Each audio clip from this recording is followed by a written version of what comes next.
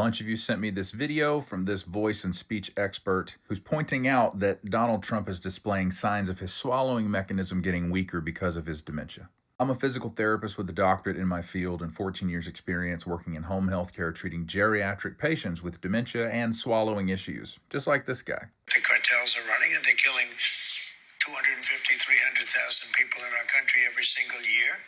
The drugs, it's horrible. It's devastated families. You know, you lose a child or a parent. I mean, parents are dying too with drugs. It's progressing. That's correct.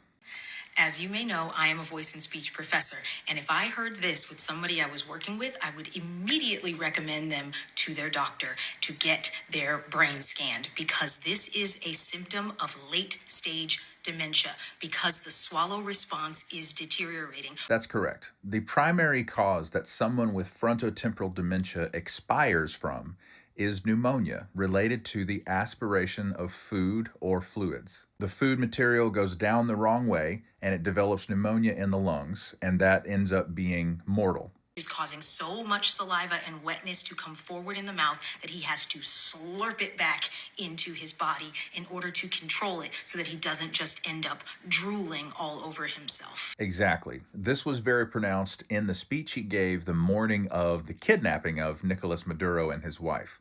He was leaning forward with his head tilted down, so the moistness in his mouth was even more prominent, and he was having to work even harder to clear his mouth by swallowing. But you could hear how his swallowing was ineffective and difficult. You listen really closely throughout this clip, you hear that wetness within his mouth, and it's causing a lot of slurring. Now, we've seen this over and over the past several months, but in this interview, it is so frequent. It is more frequent than I have ever noticed it to be. So if you are one of those people that thinks that dictators live forever, the symptom progression says otherwise. Holy shit, that part. Thank you. So many people are in my comments, well, evil lives forever. Yeah, sometimes it aspirates a Big Mac and gets pneumonia and never recovers. With all these symptoms piling up, combined with his probable other pathology, probably a history of stroke, TIA, heart failure, chronic kidney disease, I'd say he's got 2 to 4 months left in the land of the living.